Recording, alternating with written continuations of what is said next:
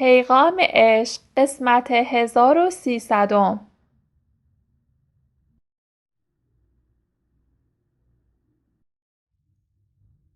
بیدار شو. نوشتاری بر غزل 2133 از دیوان شمس مولانا. بیدار شو، بیدار شو، هین رفت شب، بیدار شو. بیزار شو، بیزار شو، وز خویش هم بیزار شو. در مصر ما یک احمقی، نک می فروشد یوسفی. باور نمی داری مرا، اینک سوی بازار شو. بی چون تو را بی چون کند، روی تو را گلگون کند. خار از کفت بیرون کند، وانگه سوی گلزار شو. مشنو تو هر مکر و فسون، خون را چرا شویی به خون. همچون قدح شو سرنگون، وانگاه دردی خوار شو. در گردش چوگان او، چون گوی شو چون گوی شو. وز بهر نقل کرکسش، مردار شو مردار شو. آمد ندای آسمان، آمد طبیب عاشقان. خواهی که آید پیش تو، بیمار شو بیمار شو. این سینه را چون غار دان، خلوتگه آن یار دان. گر یار غاری هین بیا، در غار شو در غار شو. تو مرد نیک ساده ای، زر را به دزدان داده ای. خواهی بدانی دزد را، طرار شو طرار شو. خاموش وصف بحر و در، کم گوی در دریای او. خواهی که غواصی کنی، دمدار شو دمدار شو. 1. بیدار شو بیدار شو، هین رفت شب، بیدار شو. بیزار شو بیزار شو، وز خویش هم بیزار شو. عالم بیداری غیر عالم خواب است. هر یک مختصات خود را دارند. در عالم ذهن و مقهور بودن به محتویات آن، این دو عالم مشابه عمل می کنند که آن تقویت من توهمی و هویت ذهنی ماست. در عالم خواب که تقریباً 1/3 از شبانه روز ما را تشکیل می دهد، بدن با خاموش شدن حواس، افکار و عواطف در حالتی معلق بین عالم جسم و عالم روح قرار می گیرد. صبح که برمیخیزیم، به طور عموم و در حالت عادی می بایست احساس نشاط و سرزندگی کنیم. خستگی ها هرچند عمیق می بایست از بین رفته باشند و بدن فرصت دارد با استراحت چند ساعته خود را ترمیم کرده و سلامت خود را تجدید نماید. اگر در حالت ذهنی پیشرفته نباشیم، این حالات خود به خود اتفاق می افتند. اما به مرور و با بالا رفتن سن، اگر به کیفیت هوشیاری که بعد اصلی ماست بی توجه بمانیم، این خواب و تجدید و بازسازی ابعاد وجودیمان مختل و ناکارآمد می گردد و بیماری ها و خستگی ها و افت انرژی حیات ما را به دنبال دارد. چه نیرویی بدن ما را اداره می کند؟ چه نیرویی خواب را برای این بدن برنامه ریزی کرده؟ چه نیرویی افکار را می سازد؟ چه نیرویی عواطف ما را شکل می دهد؟ چه نیرویی امیال و آرزوهایمان را رنگامیزی می کند؟ آیا تا به حال از این جان پنهان در خویش سراغی گرفته ایم؟ آیا به نیروی حیاتی که هر لحظه این بدن را شکل می دهد، سیستم های مختلف آن را کنترل می سازد و نفس کشیدن و زنده بودن آن را محقق می کند توجه کرده ایم؟ آیا تا به حال به استقرار در بدن خویش و کیفیت و اهمیت آن اندیشیده ایم؟ پاسخ این سوالات ما را به ما می شناساند که به چه اندازه در حال ابدی مستقر هستیم و چه اندازه در خواب زمان، یعنی گذشته و آینده، به سر می بریم. حیات به شکل فضای بی فرم در برگیرنده تجلیات خود نیز هست. تمام اشکال، افکار، عواطف، آرزوها، دانسته‌ها، همه آنچه بشر به آن دست یافته از اتصال به این نیروی حیات بوده. آیا من آن را حس و تجربه می کنم؟ آیا به آن اهمیت می دهم؟ آیا آن را در نظر دارم؟ بیداری که مولانا به آن اشاره می کند به نظر بنده بیداری از توهم زمان است. توهمی بزرگ که آنچنان ما به آن خو گرفته ایم و آن را بدیهی می شماریم که به کارگیری واژه توهم بر آن شاید بسیار دور از دانستنهای ما به نظر آید. اتصال گذشته به آینده، اتصال داستان و وقایع زندگی من، دارایی‌های من، خانواده من، عقاید من، عمر من و دردها و رنجها و شادیهای من است. کدام یک را دارم؟ کدام یک را واقعاً احساس کردم؟ این عالم شخصی من عالم خواب رنجهای کل بشر است. آیا اقامت در این عالم به صلاح من است؟ خواب نقش‌ها و مفاهیم و ارزش‌گذاری‌های ذهن عالمی است که هویتی کاذب برای من ساخته و من اشتباهاً آن را خود می‌پندارم. مولانا بیداری از این خواب را می‌گوید و همچنین اشاره به شب و رفتن شب دارد. می‌گوید آن را غنیمت بدان. تو در این شبی که هست میبایست بیدار باشی.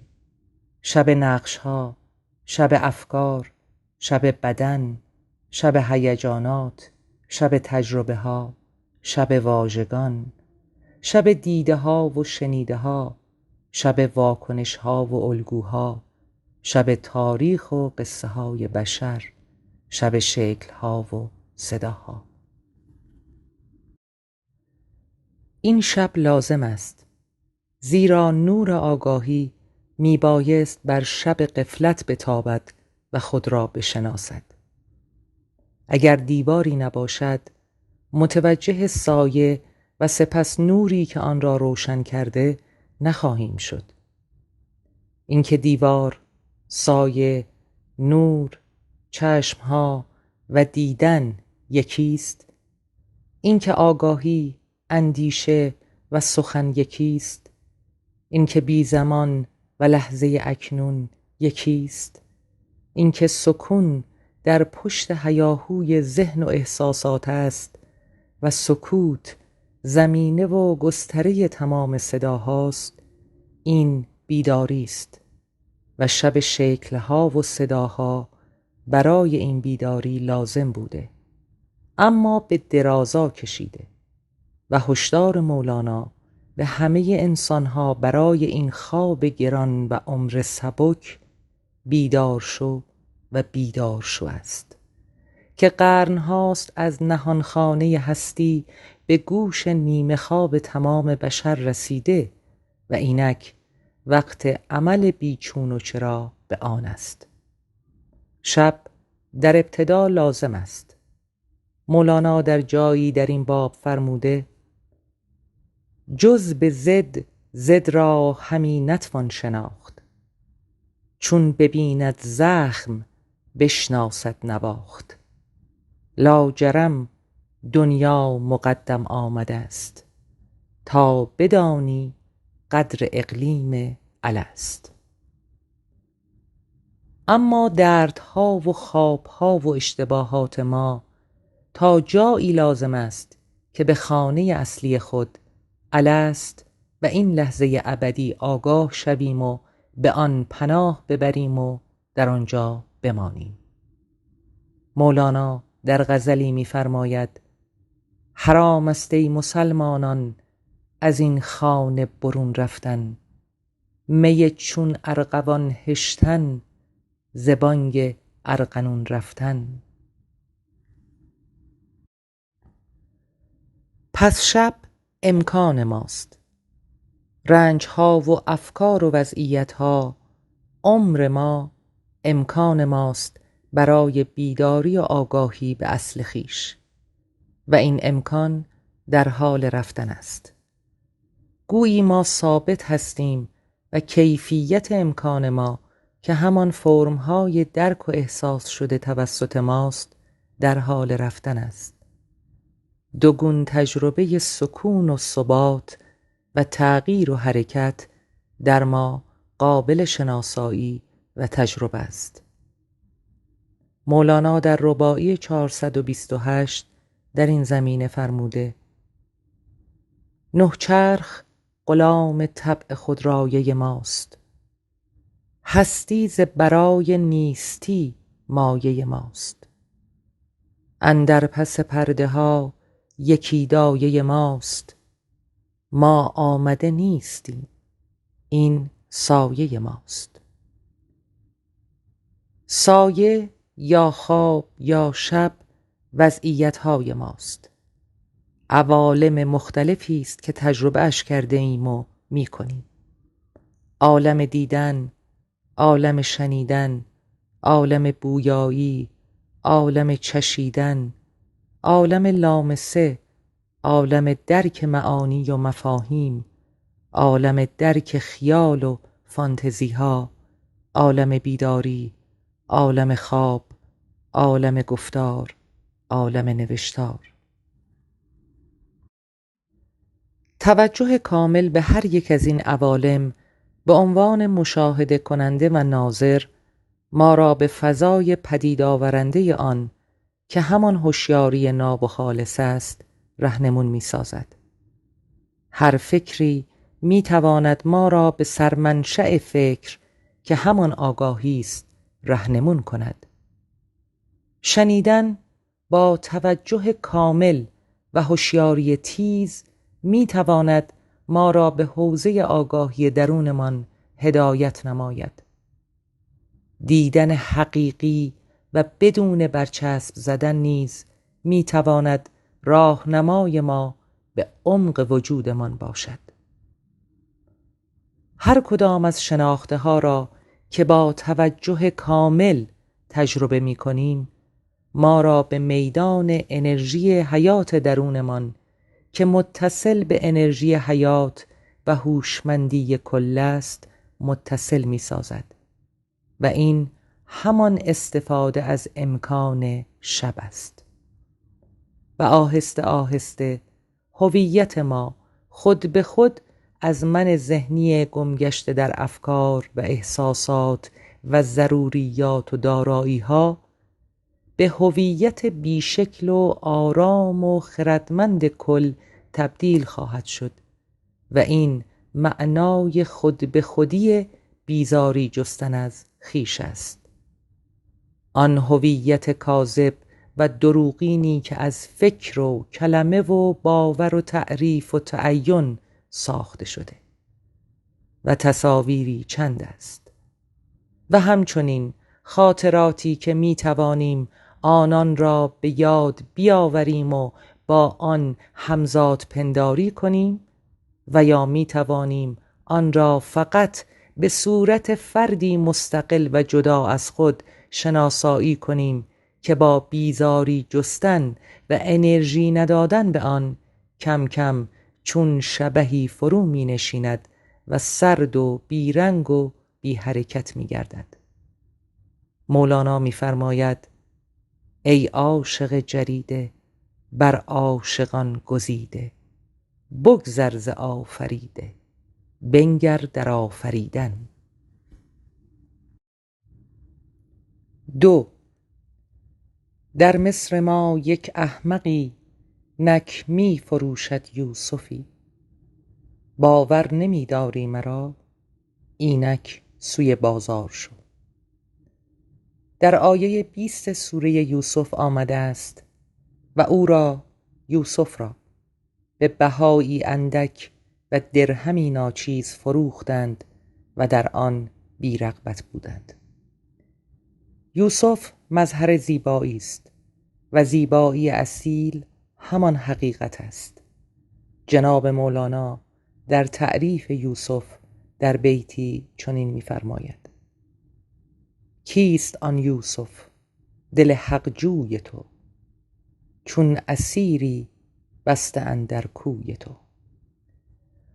ما هوشیاری حقیقت جوی خود را، هوشیاری این لحظه و توجه خود را به جای معطوف کردن و رغبت ورزیدن به خود هوشیاری و زندگی جاری که هم سازنده جان ماست و هم جهان ما، به بازار مکاره ازداد، شکلها، نقشهای ذهنی، صداها، بازیها و مسابقات و برتر درآمدنها و سود و زیانها معطوف می‌داریم. مولانا می‌گوید: اکنون کسانی که در جهل و بیخبری به سر میبرند سرمایه عظیم خود که هوشیاری حقیقت طلب آنهاست را میدهند تا کالاها، توجهات، مقامها و حالها را که از آنان عبور خواهد کرد را بخرند. اما توجه کامل و دائم ما به این بازار مکاری پرسر و صدای ذهن و دنیا فقط مال و جاه و خوشیها را خریداری نمی کند. او با دستور ذخیره دردها را نیز جمع‌آوری می نماید. ترسها، امیدها، رنجشها و کینه‌ها و حسادتها را. و بدین گونه با بالا رفتن سن، علی رغم داشتنها، عدم رضایت ما از زندگی در ما اوج می گیرد تا جایی که در برخی اوقات قادر به ادامه زندگی نخواهیم بود. پس به جای اینکه یوسف خود که همان هوشیاری خالص حقیقت جوی ماست را دم به دم به فکر و هوس و خیالی بفروشیم، او را عزیز بداریم. در لحظه حال کنار او حضور بیابیم و کم کم متوجه می شویم ما در اصل خود او هستیم. مولانا در این باره فرموده: از درون خیش این آوازها منع کن تا کشف گردد رازها. ذکر حق کن بانگ غولان را بسوز، چشم نرگس را از این کرکس بدوز. 3. بیچون تو را بیچون کند، روی تو را گلگون کند، خار از کفت بیرون کند، وانگه سوی گلزار شو.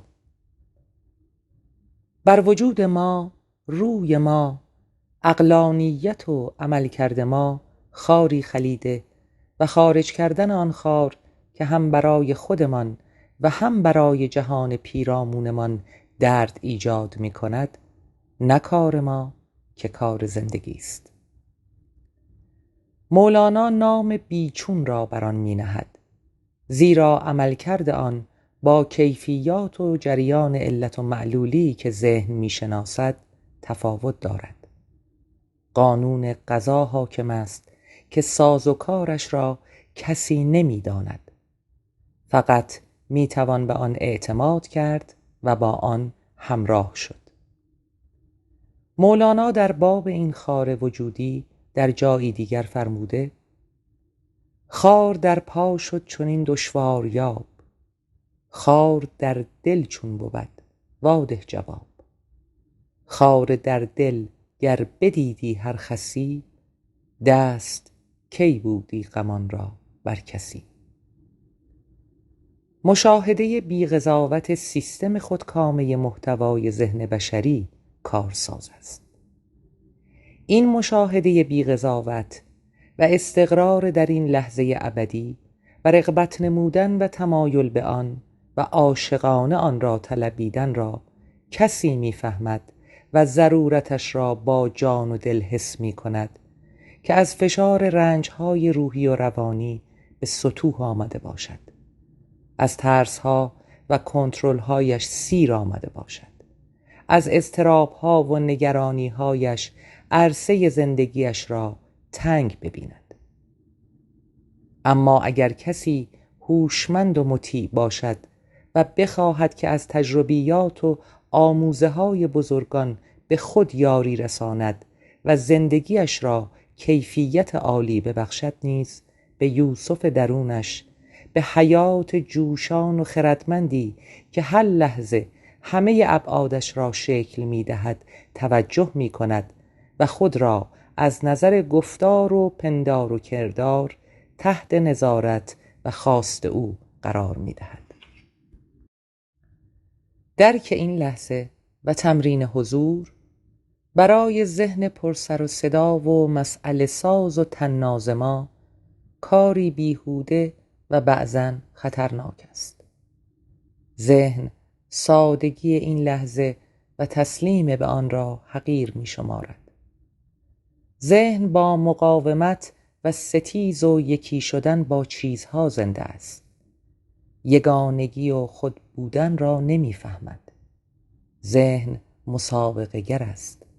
فردیت و عمل بر اساس آن برایش بی‌معنی است و چون زنده است و می‌خواهد بماند، در مقابل خواست ما که استقرار در این لحظه و بدون فکرهای غیر هدفمند و تکراری زندگی کردن است، می ایستد و مقاومت می نماید.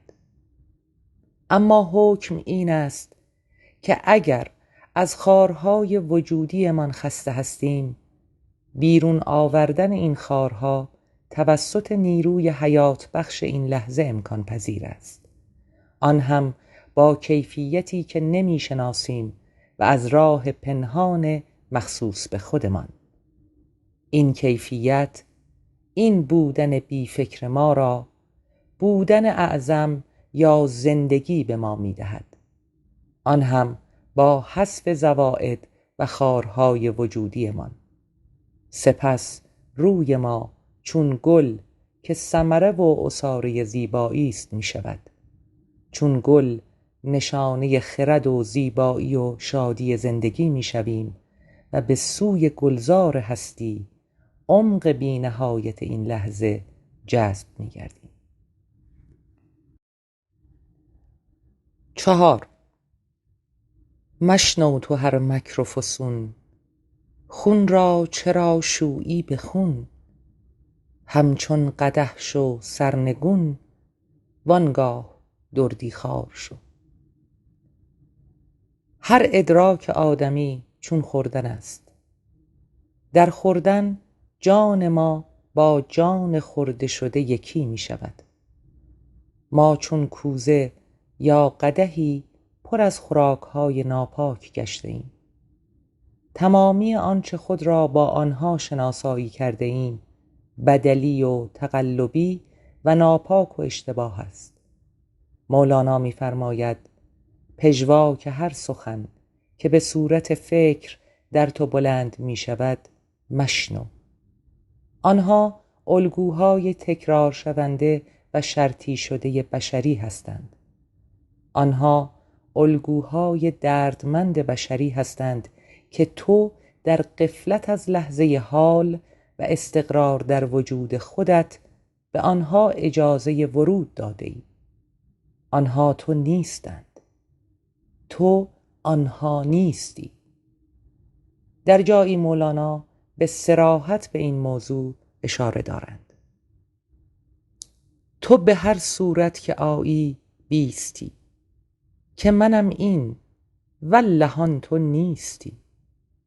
یک زمان تنها بمانی تو ز خلق، در غم و اندیشه مانی تا به حلق.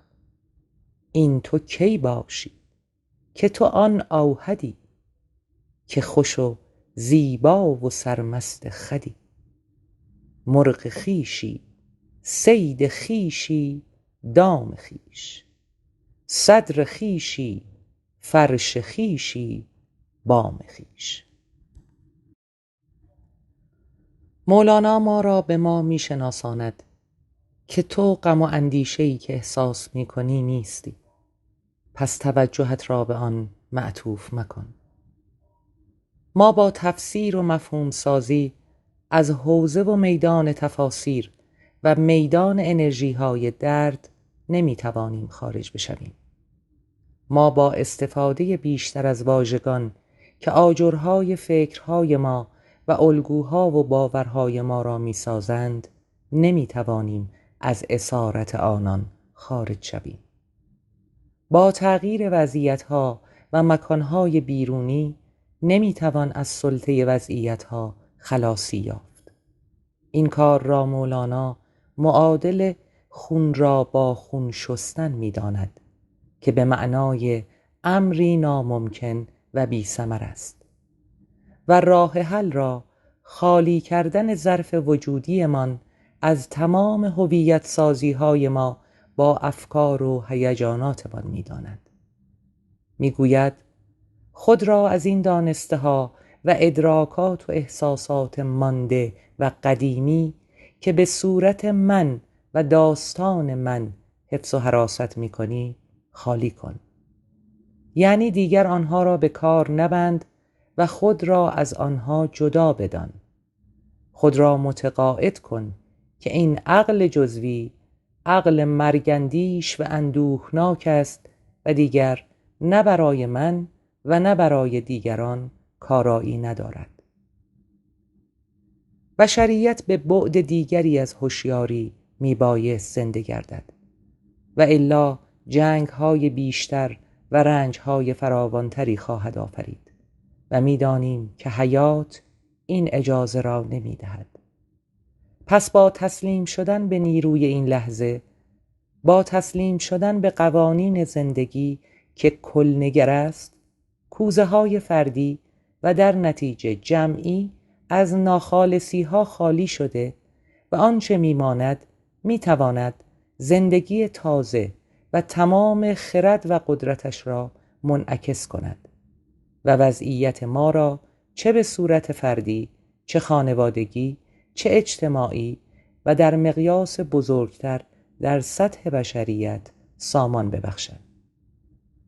سرنگون کردن قدح ذهن یعنی محتویات اندوخته و تاریخی و دردمند بشری را در وجود خود شناسایی کردن و شاهد آن بودن و آن را استحاله بخشیدن. دردی خواری همان تغذیه کردن از عشق و بودن است. وقتی فقط باشیم و اجازه بودن به هر چیز و هر کس را بدهیم، جذب زندگی خواهیم شد و تحت قانون او در خواهیم آمد و از بیشمار نعمتهای آن بهره‌مند خواهیم گشت. مولانا در غزلی دیگر فرموده: از گل شکر مقصود ما، لطف حق است و بود ما. ای بود ما آهن صفت، وی لطف حق آهن ربا. 5. در گردش چوگان او چون گوی شو، چون گوی شو. وز بهر نقل کرکسش مردار شو مردار شو. مولانا میگوید در میدان زندگی خود زندگی است که بازی ساز و طراح بازی و بازی کننده است. خود او قبل و بعد را می‌داند و قواعد بازی و نقش هر بازی کننده را در نهاد و تکوین هر موجودی به ودیعه گذاشته. او داناترین و قدرتمندترین و بی‌نیازترین و مهربانترین است.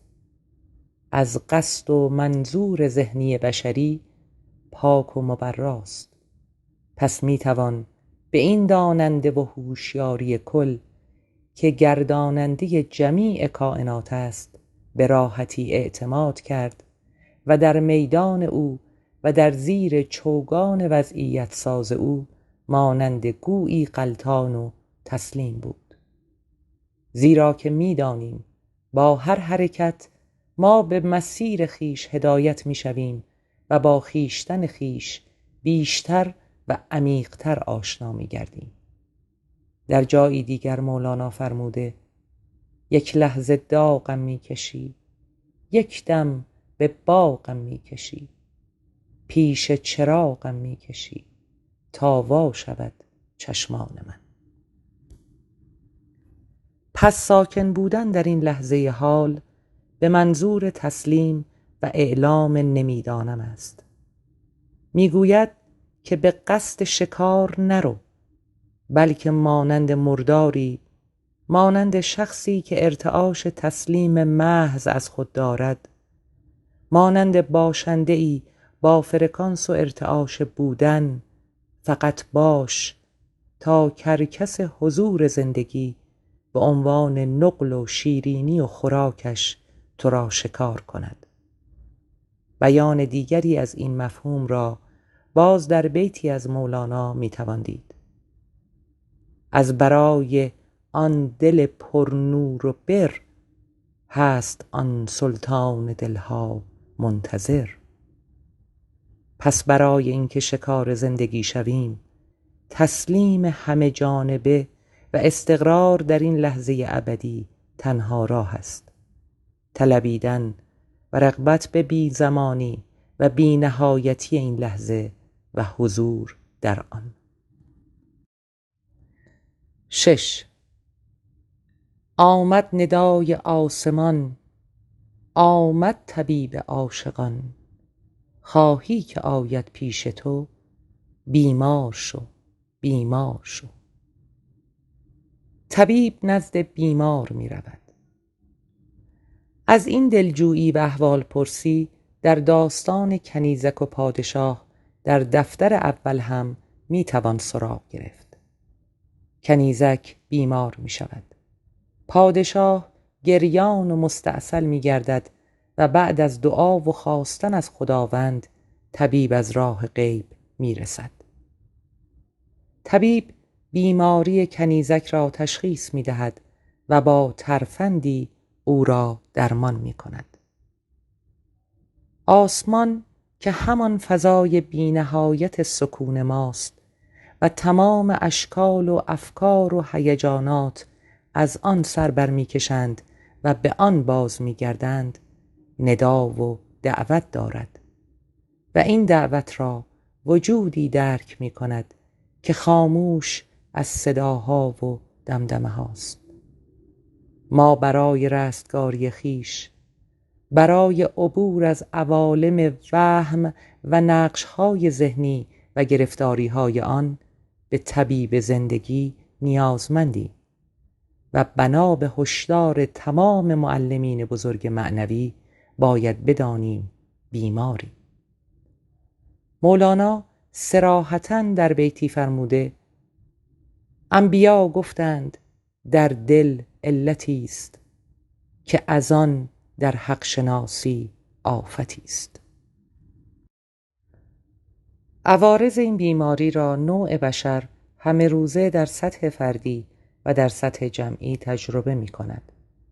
حس ناکافی بودن، حس گناه، حس حسرت و پشیمانی، حس رنجش و کینه، نوستالژی ها و تاریخ ها، قصه ها و امیدهای آلوده به ترس، خواستن های تمام نشدنی و بدون لزوم، در نقش ها و وضعیت ها گم شدن و عدم رضایت از زندگی عوارض شایع همین بیماری توهم من است.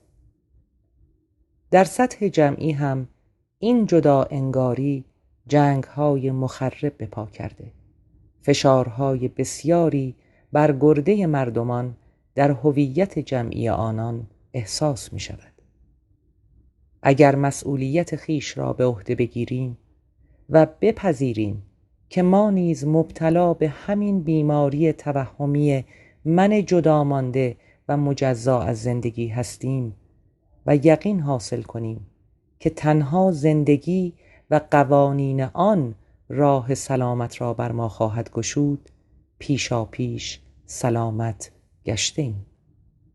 دست صلح و آشتی دادن به زندگی به منزله کوتاه آمدن از جایگاه مقاومت و ستیز و قضاوت است، به جایگاه اینکه من محتاج و نیازمند تو هستم.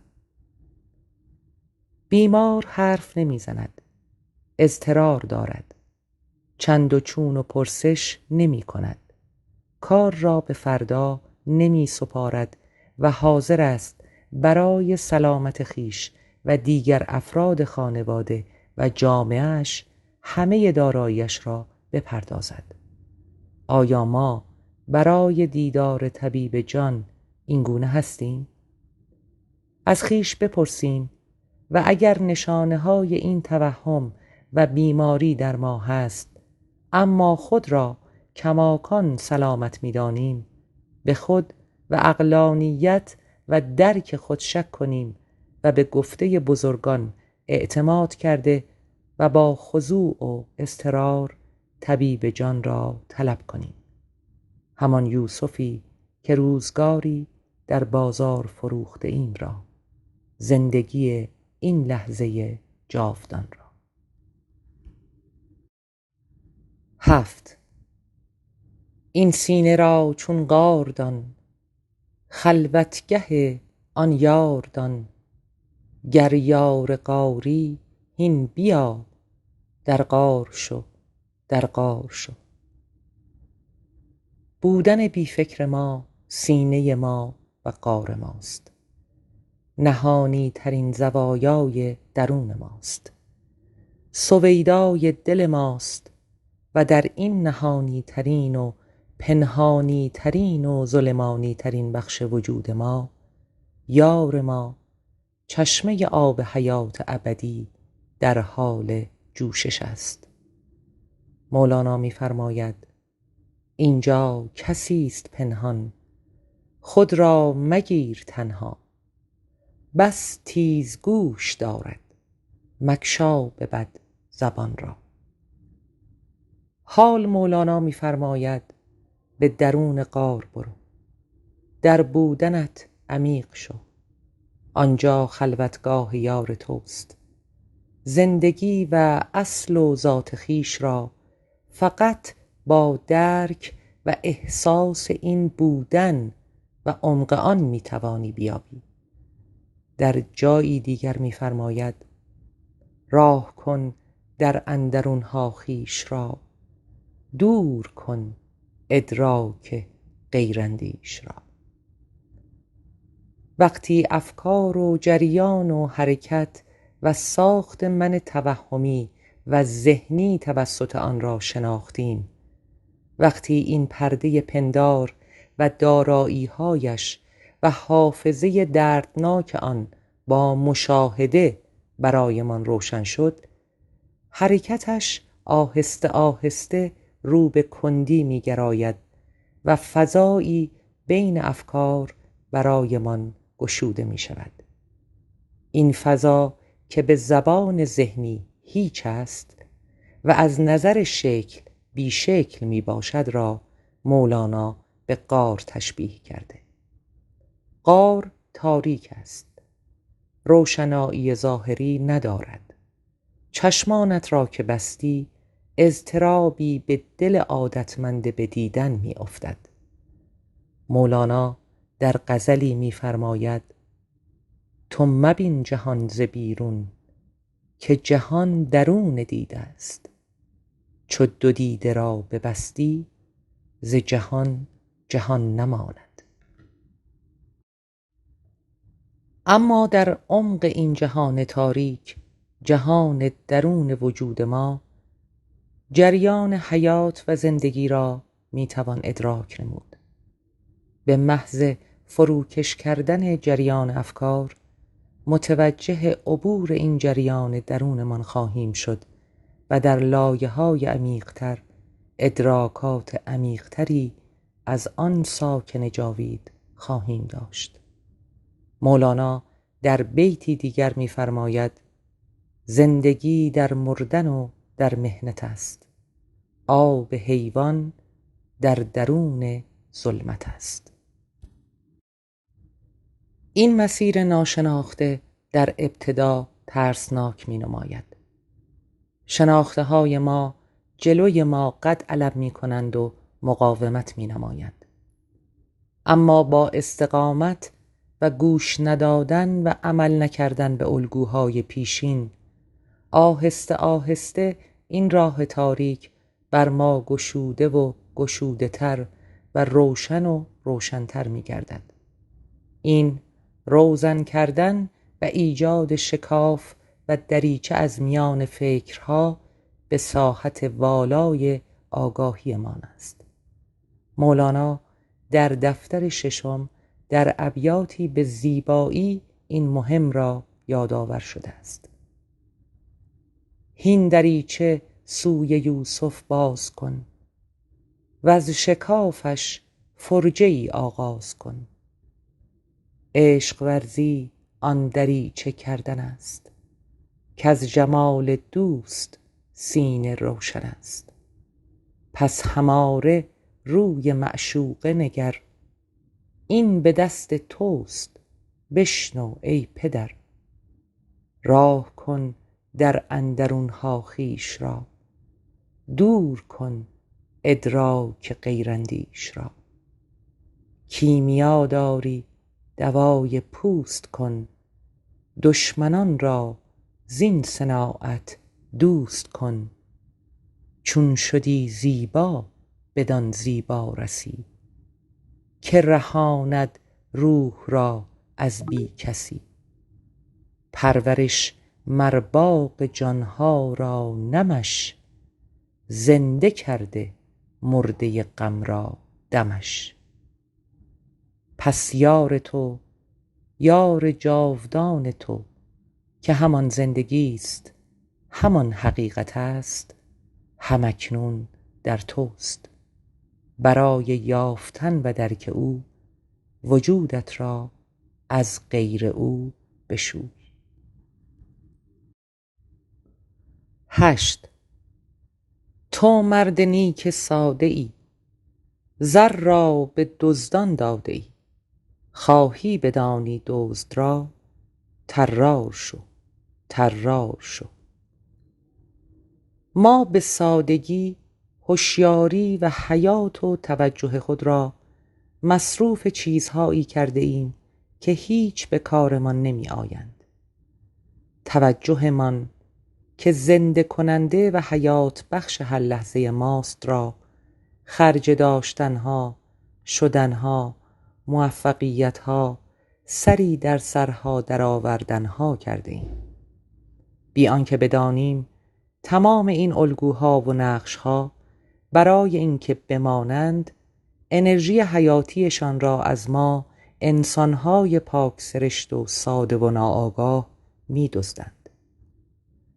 هر حس، هر فکر، هر خاطره، هر هیجان، هر چیز که به وجود آمده می‌خواهد بماند و این بقا و ماندگاری نیاز به انرژی حیات دارد. تمام موجودات بهره خود را از این انرژی حیات داراست، اما در ذهن و روان بشری این شبه موجودات ساخته شده و پدید آمده از نیروی حیاتی انسان برای بقای خویش استفاده می کند. دردها برای تغذیه خویش درد می خواهند. پس درد آفرینی می کنند و موقعیت‌های تولید درد را فراهم می آورند تا به بقای خویش ادامه دهند. افکار هم بدین گونه‌اند. فکرها به دنبال هم می آیند و چون فیلمی به نظر می رسند که تمام انرژی شبانه روز ما را صرف خود می سازند و تمام توانمندی خود را به کار می برند تا توجه زنده انسانی را به خود معطوف کنند. مولانا می فرماید اگر این را دانستی و اگر این را متوجه شده ای که با سادگی و غفلت خود امکان دزدیدن را برای این دزدان انرژی فراهم نموده ای، پس دیگر زیرک شو، هوشیار شو، توجهت را بر خودت و این لحظه متمرکز کن، پاسبان توجه و هوشیاریت باش و کم کم با توجه عمیق و عمیق‌تر به تمام ابعاد وجودی خودت طرار می‌شوی. تو زندگی دزدیده شده‌ات را با همین روش از تمام باورهای فکری دردآلود باز پس می‌گیری و دیگر در شب نقش‌ها و شب این دنیا بیدار خواهی ماند، زیرا ارزش تنها داراییت یعنی توجه و حضور عمیقت را در این لحظه دانسته ای و می‌دانی که دزد به خانه ای که صاحب خانه اش بیدار و چراغش روشن است پا نمی‌گذارد. 9. خاموش وصف بحر و در کم گوی در دریای او، خواهی که غواصی کنی دمدار شو، دمدار شو. و باز هم فرمان خاموشی که مولانا اصل تعالیمش اعلام می کند، در جایی به صراحت این نکته را بیان می دارد: خموش کن آن که او از صلب عشق است، بس استش این که من ارشاد کردم. درباره حقیقت می توان سخن گفت، اما سخن گفتن ما را از حقیقت دور می کند. این ابیات شگفت‌انگیز نیز ما را بر لب دریای وجود می برد، ولی پا نهادن به دریای ناشناخته های وجود با خودمان است. وصف کردن فضای درونی و عمیق هستیمان توسط بزرگان می تواند ما را تشویق به تغییر مسیر از بیشتر دویدنها در وهم و خیالاتمان به آرامش سکونمان کند و چراغ راهنمایمان باشد. اما در نهایت این ما هستیم که باید پا در مسیر بگذاریم. گفتن و وصف کردن در حوزه زبان است و زبان در بیان حقیقت بسیار ناکارآمد. علوم ذهنی را می توان با کتاب و استاد آموخت، اما بیداری مسیری است که منحصر به هر یک از آحاد بشر است. هر یک مسیر خود را دارند. تسلیم یک فرمان است، اما چگونگی و زیست آن در افراد مختلف گوناگون است. خاموشی یک فرمان است، اما کیفیت آن مختص هر انسانی است و بدین سان است که می فرماید برای غواصی و فرو رفتن در بیکرانهای وجود هر انسانی باید بر خویش متمرکز باشد و یکی از این راهها را توجه به نفس کشیدن اعلام می دارد. توجه به نفس کشیدن ما را به فضایی که نفس از آن برمیخیزد رهبری می کند، فضای درون خودمان، و بدین سان فکرها و هیجانات که صورتها هستند از فضای ساکن و خالی درون که همان معناست آهسته آهسته و با تمرین و تکرار و تمرکز جدا می شوند. مولانا می فرماید گفت المعنی هو الله شیخ دین، بحر معنی های رب العالمین. گردش این قالب همچون سپر، هست از روح مسطر ای پسر. گردش این باد از معنی اوست، همچو چرخی کو اسیر آب جوست. جر و مد و دخل و خرج این نفس، از که باشد جز ز جان پرهوس. و در خاتمه خداوند را سپاس می‌گوییم و از او طلب ادب، خاموشی و تسلیم در درگاهش را داریم. و السلام. با سپاس از بینندگان گنج حضور بابت ارسال پیغام‌های معنوی خود.